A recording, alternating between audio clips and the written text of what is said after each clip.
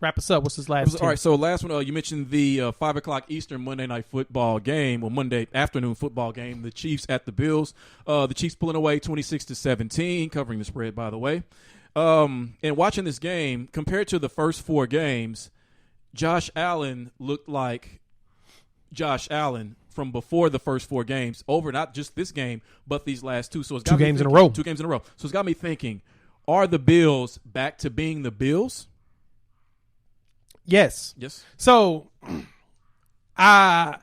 you pointed this out, and I don't say that. I'm not going to say it's fully true. Okay. I think that you were a little harsh on me with this, but I don't hate Josh Allen. I talked about this on my solo. Okay. I don't hate Josh Allen. All right. I hate his fans.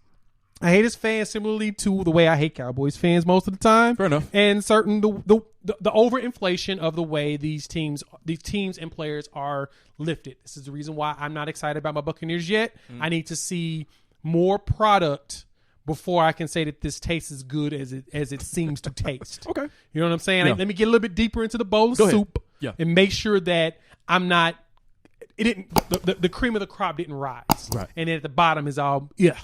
That's what I got to verify with them. Josh Allen is very talented. Let me say this right now. Josh Allen is very talented, and he has an opportunity of being something really special. He is very easily discombobulated.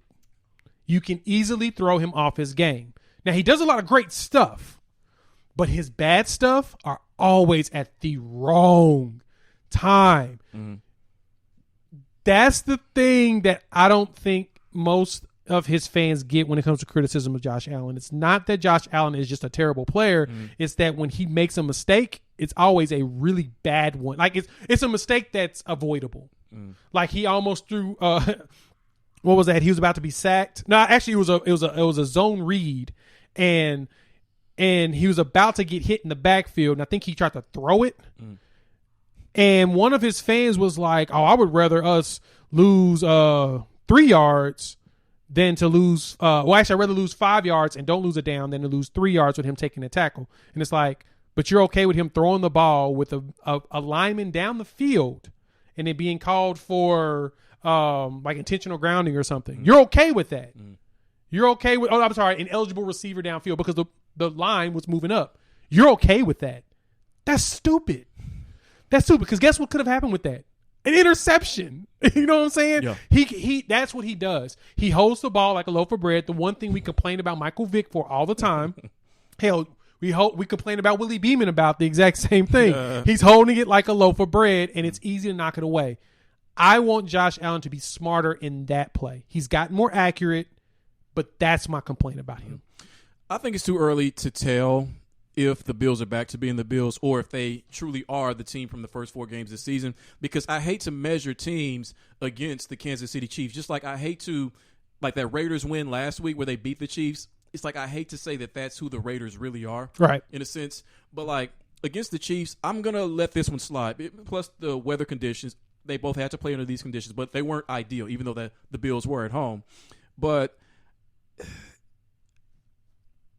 I'm going to give him I want to see 2 more games of Josh Allen. And even if he looks like he's back to being Josh Allen before these first 4, and the Bills do, even with Stephon Diggs, that doesn't mean they can't overcome that, because they do have one of the better coaching staffs in the NFL with Sean McDermott and his staff. And in that division is there for the taking, because the Patriots, they're going to be up and down.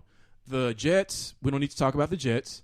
And who's the other team in the division? The Dolphins, they're going to be a tough out. They're going to be a tough team, but they're not quite yet ready to ascend. We'll talk about them more in a little bit. So the division is still there for the taking. They won the division. They won it last year? I don't think they went to the playoffs. Yeah. No, Patriots won it last year. Patriots won it, but they still went to the playoffs. Yeah. Yep.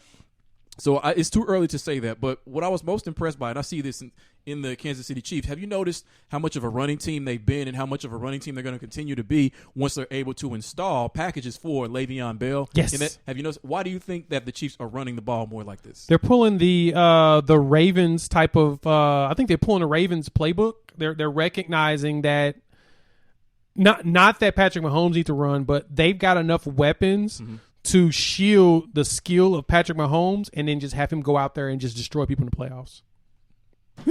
That's it. It's a smoke screen. Smoke screen. Yeah. No reason to put all the plays out there that you would have Mahomes really do when, as intelligent as Mahomes is at quarterback and the way he does things, just keep running the ball. Andy Reid. That's such a brilliant move because teams are going to have so little game tape of what their passing concepts actually truly are. Especially with CEH out there. Yes, because I think when they do pass, I think they're using vanilla passes out of their playbook. It's not the big boy stuff like you'd see in like the Super Bowl or something like that. So this Kansas City Chiefs team, even though I do believe what you're saying now, that the biggest threat to them is the Steelers. They're going to be, if they face them in the playoffs, that's going to be a grind.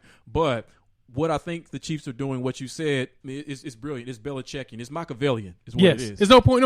It's no point in putting everything out there. Why show all of my cards when I really don't have to? In week 6, exactly. In week 6, and like you said, installing plays for Le'Veon Bell once he's able to get out there. I mean, Clyde Edwards-Helaire didn't have to worry about anything. That's his job. He's got it. He's already shown that he is the star dude. Yes. But having a backup to the backup like Le'Veon Bell that you have to respect, who's got a chip on his shoulder. And can catch.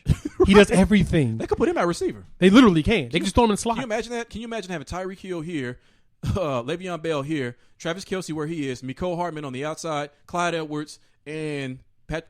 Not fair.